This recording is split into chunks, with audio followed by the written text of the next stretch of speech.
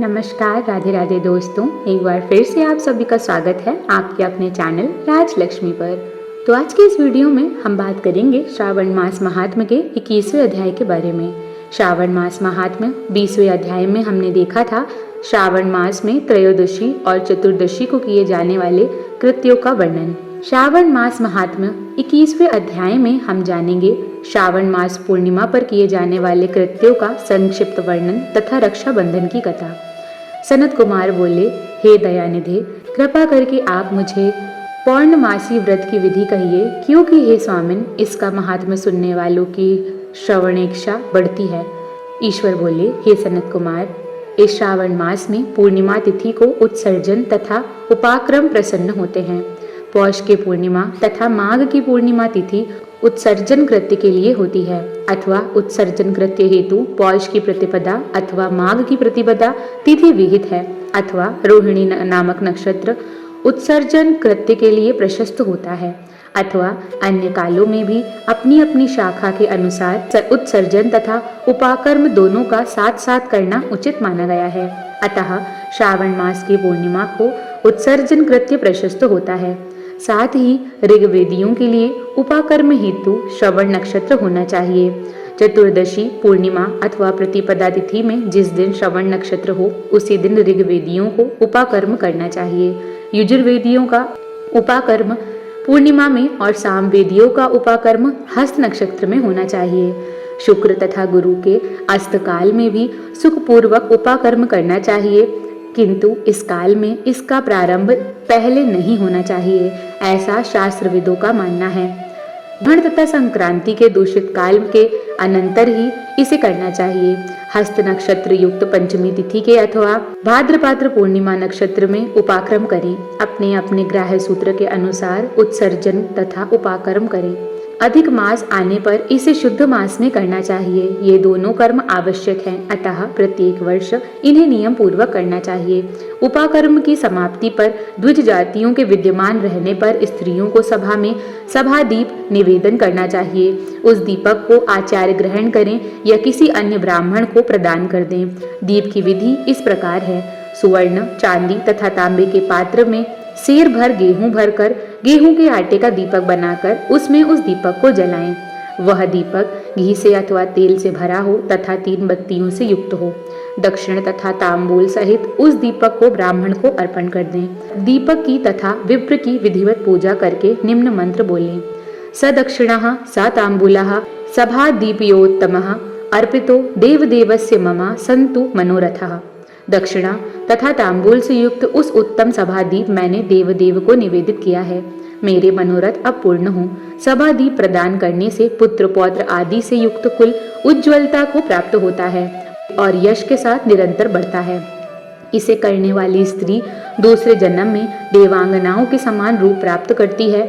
वह स्त्री सौभाग्यशाली हो जाती है और अपने पति की अत्यधिक प्रिय पात्र होती है। इस प्रकार 5 वर्ष तक इसे करने के पश्चात उद्यापन करना चाहिए और अपने सामर्थ्य के अनुसार भक्ति पूर्वक दक्षिणा देनी चाहिए। हे सनत कुमार, यह मैंने आपसे सभादीप का शुभ महात्म्य कह दिया। उसी रात्रि में श्रवणा कर्म का करना बताया गया है। उसके बाद वहीं पर सर्प बलि की जाती है। अपना अपना ग्रह सूत्र देखकर ये दोनों ही कृत्य करने चाहिए। हयग्रीव का अवतार उसी तिथि में कहा गया है, अतः इस तिथि पर हयग्रीव जयंती का महोत्सव मनाना चाहिए। उनकी उपासना करने वालों के लिए यह उत्सव नित्य करना बताया गया है। श्रावण पूर्णिमा के दिन श्रवण नक्षत्र में भगवान श्री हरि हयग्रीव के रूप में प्रकट हुए और सर्वप्रथम उन्होंने सभी पापों का नाश करने वाले सामदेव का गान किया। इन्होंने सिंधु और वितस्ता नदियों के संगम तथा स्थान में श्रवण नक्षत्र में जन्म लिया था, अतः श्रावणी के दिन वह स्थान करना सभी मनोरथों को पूर्ण करने वाला होता है। उस दिन वहां शांग धनुष चक्र तथा गदा धारण करने वाले विष्णु की विधिवत पूजा करें। इसके बाद सामगान का श्रवण करें, ब्राह्मणों की हर प्रकार से पूजा करें और अपने बंधु बांधवों के साथ वहां क्रीड़ा करें तथा भोजन करें। स्त्रियों को चाहिए कि उत्तम पति प्राप्त करने के उद्देश्य से जल क्रीड़ा करें। उस दिन अपने अपने देश में तथा घर में इस महोत्सव को मनाना चाहिए। यह हयग्रीव की पूजा करनी चाहिए और उनके मंत्रों का जप करना चाहिए। यह मंत्र इस प्रकार से है: आदि में प्रणव तथा उसके बाद नमः शब्द लगाकर बाद में भगवते धर्माय जोड़कर उसके भी बाद आत्मविशोधन शब्द की चतुर्थी विभक्ति आत्मविशोधनाय लगाना चाहिए। पुनः अंत में नमः शब्द प्रयुक्त करने से 18 अक्षरों वाला ओम नमो भगवते धर्माय आत्मविशोधनाय नमः मंत्र बनता है। यह मंत्र सभी सिद्धियां प्राप्त करने वाला और 6 प्रयोगों को सिद्ध करने वाला। इस मंत्र का पुराक्ष चरण 18,18,000 जप का है। कलयुग में इसका पुरुष चरण इसके भी 4 गुना जप से होना चाहिए। इस प्रकार करने पर हैग्रीव प्रसन्न होकर उत्तम वांछित फल प्रदान करते हैं। इसी पूर्णिमा के दिन रक्षाबंधन मनाया जाता है, जो सभी रोगों को दूर करने वाला तथा सभी अशुभों का नाश करने वाला है।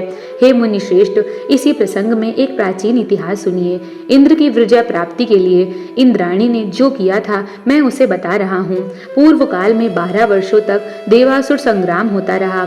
तब इंद्र को थका हुआ देखकर देवी इंद्राणी ने उस सुरेंद्र से कहा, हे देव, आज चतुर्थी का दिन है, प्रातः होने पर सब ठीक हो जाएगा। मैं रक्षाबंधन अनुष्ठान करूंगी, उससे आप अजय हो जाएंगे। और तब ऐसा कहकर इंद्राणी ने पूर्णमासी के दिन मंगल कार्य संपन्न करके इंद्र के दाहिने हाथ में आनंददायक रक्षा बांध दी।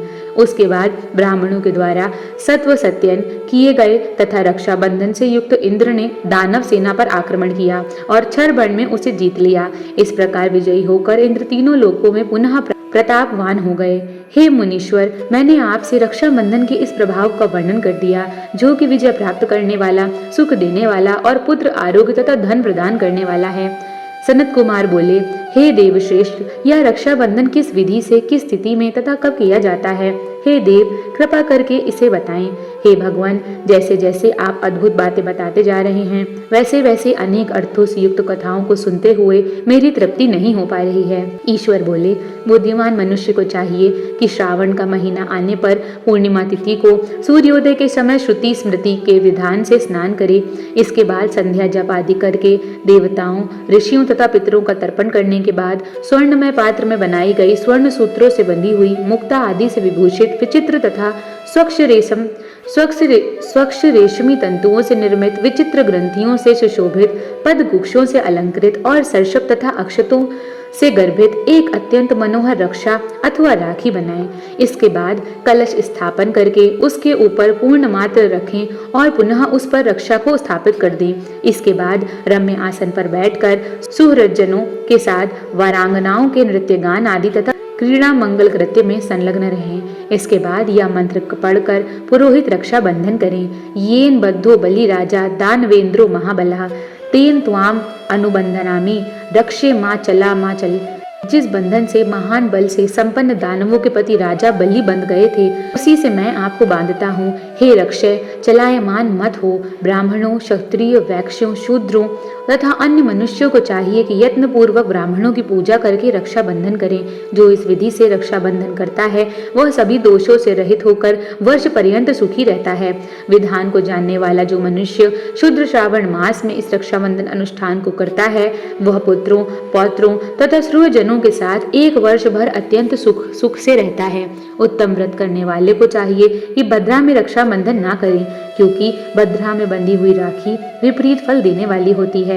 इस प्रकार श्री स्कंद पुराण के अंतर्गत ईश्वर सनत कुमार संवाद में श्रावण मास महात्म में उपाक्रमों, उत्सर्जन, श्रवणाकर्म, सर्प बलि, सभादीप, हैग्रीव जयंती, रक्षाबंधन विधि कथन नामक 21वां अध्याय पूर्ण हुआ।